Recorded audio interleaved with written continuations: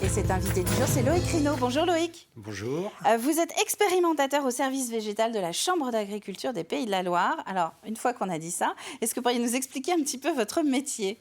Alors, mon métier, c'est pas très compliqué. En fin de compte, je sème et je récolte des essais qui sont placés un peu partout sur des régions environnementales de la région Pays de la Loire.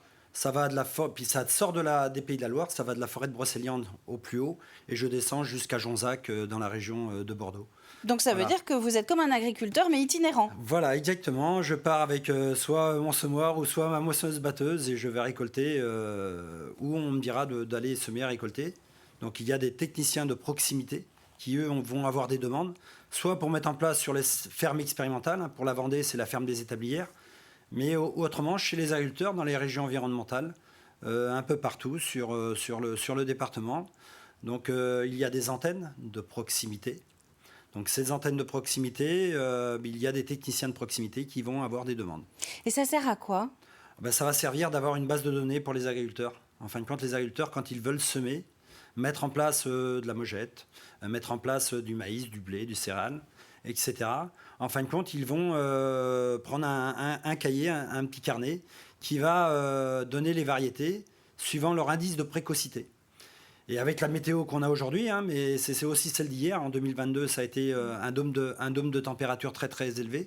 Et donc voir les résistances et comment se comportent les espèces par rapport au climat. Ça veut dire que nous, à l'œil nu, évidemment, on n'est pas du tout experts. On ne s'en rend pas compte sur le bord des routes, quand on est sur la départementale, la nationale. Mais on longe des champs qui sont des champs test, c'est ça ? Voilà, donc il y a dans des secteurs environnementaux, parce qu'on a on a le marais poitevin, le marais breton, donc deux zones. Et puis après, on a le haut bocage, le bas bocage et la plaine. Et dans ces différentes, ça ne sera pas le même comportement par rapport à ces zones environnementales. Ah oui, c'est ce que j'avais noté. Là, vous nous dites que vous intervenez grosso modo de la Bretagne à l'estuaire de la Gironde, quasiment. Donc évidemment, on ne doit pas avoir ni les mêmes cultures plantées et deux, les mêmes réactions, puisque ce n'est pas les mêmes climats. Ce n'est pas du tout les mêmes climats. Donc ça me permet, des fois, je monte sur Laval où c'est compliqué. Et je vais jusqu'à Angers et je suis obligé de revenir parce que justement la météo ne le permet pas, il pleut. Et donc on redescend et on s'en va vers la Charente pour faire une récolte ou un semis par rapport à la météo. Mais ce n'est pas du tout les mêmes cultures qui se mettent en place. Dans le sud de la France, on va aller plutôt vers des blés durs. Blé dur, blé tendre, colza, tournesol, un peu moins de maïs.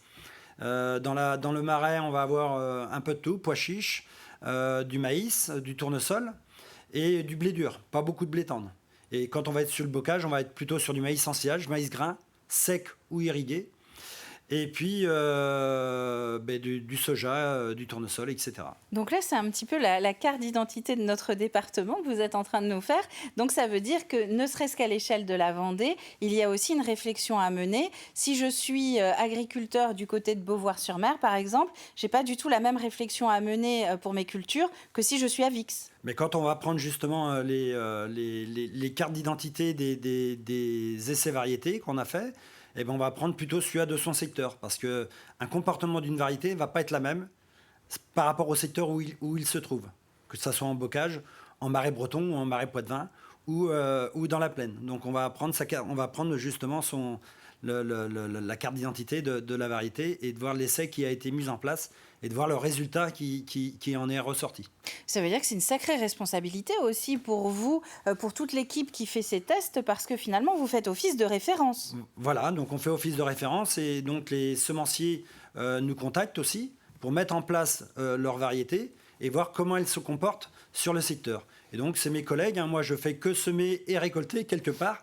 Vous avez vu l'autre jour sur LinkedIn où j'ai communiqué justement sur les essais maïs en silage où c'était compliqué parce qu'on faisait des comptages à l'averse. On faisait des comptages aussi de nombre de pieds qu'il y avait en sortie, en récolte. Et on voulait voir justement comment ça se comportait. Et c'est compliqué justement en cette période, puisqu'il y a des maïs qui sont complètement versés. Alors parfois c'est des maïs qui font verser d'autres maïs, ou des fois c'est vraiment la variété qui est compliquée à mettre en place sur ce secteur-là. Et notamment cette année en temps humide et de verse. Alors là, moi, je vais essayer de vulgariser un peu. Quand vous dites Oui. verser, c'est qu'en fait, c'est tous ces maïs qu'on voit couchés, c'est ça, dans les champs. On a l'impression qu'il y a carrément comme un tracteur qui leur est passé dessus, toutes ces cannes qui sont par terre. En fait, c'est la faute au vent et à la pluie. Alors c'est la faute au vent et à la pluie, et c'est la faute aussi à la date de semis. On avait des dates de semis qui étaient auparavant pour le marais à fin mars. Cette année, ça a été plutôt mi-avril.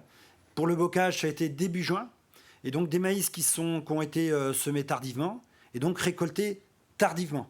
D'habitude, on était au début en ensilage début septembre, voire fin août, début septembre.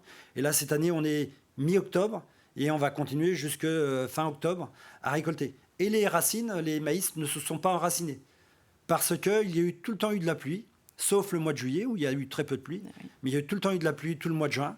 Et donc les racines n'ont pas été chercher en profondeur l'eau puisqu'ils l'avaient en surface. Et donc avec la pluie qu'il y a eu, le vent, les racines ne se sont pas bien implantées, donc le maïs s'est couché. On a vu sur les photos là, que j'avais partagées justement cette problématique-là. Ah oui, puis on en voit dans beaucoup, beaucoup de parcelles Beaucoup de ici parcelles, en oui. Vendée en ce moment. Mais alors, cette date, ça se décide quand à ce moment-là, la date de semis? La date de semis pour le maïs, bon, il faut éviter le gel, hein, bien sûr. Mais c'est chaque agriculteur qui Mais c'est décide. chaque agriculteur qui décide. Donc nous, on va donner une période de semis. Il va y avoir une précocité qui va être donnée suivant les variétés. Et les agriculteurs souvent font des commandes là fin décembre. Les semences sont commandées déjà fin décembre. Et Et c'est donc difficile on peut pas prévoir et anticiper. Pour certains, on peut le ramener. Pour d'autres, c'est compliqué. Donc il y a cette problématique-là qui existe. Et donc les agriculteurs ont semé tardivement. Et donc récoltent tardivement aussi. Et on a eu aussi... on a eu 2022 qui a été des dômes de sécheresse, hein, qui ont été des dômes de température, pardon, d'excès de température, qui ont été 7 fois répétés. Là, au mois d'août, on a plutôt eu une goutte froide, qui était plus froid que d'habitude. Et donc, une précocité se fait en somme de température. Et effectivement, c'est ce qu'on voit, c'est que d'une année sur l'autre, on passe d'un extrême à l'autre presque, beaucoup de chaleur, l'année d'après, trop de pluie. Comment on fait à quoi va ressembler la Vendée dans quelques années en termes de culture? Qu'est-ce qu'on va pouvoir recommander? C'est très compliqué. On peut recommander, le maïs a toute sa place, hein, de toute façon. Mais il y a aussi la prairie, le pâturage, hein. On a aussi du pâturage, mais cette année qui a été compliquée aussi, parce que quand il pleut trop, c'est exactement pareil. On ne peut pas mettre les bêtes au pâturage. Donc il y a ces possibilités-là. Il y a eu le sorgho. Le sorgho a été très versé cette année, donc c'est compliqué aussi. Une maturité qui n'avance pas, donc c'est compliqué. Alors il y a des années, alors les années se suivent, mais ne se ressemblent pas. Et donc comme je le disais, hein, 2022 très très sec, et cette année très très humide. Et le paradoxe dans tout ça, c'est que vous avez vu là, des manifestations qui ont été mises en place suite à la problématique de pouvoir irriguer l'année prochaine pour les agriculteurs, puisqu'on leur retire le droit de prélèvement. Et donc ça, c'est des choses compliquées pour les agriculteurs. Il faut absolument les soutenir. Et il faut pouvoir conjuguer tous ces paramètres donc pour savoir quoi mettre dans les champs dans les prochaines années. Merci ça. Loïc Rinaud d'être venu sur le plateau de la matinale.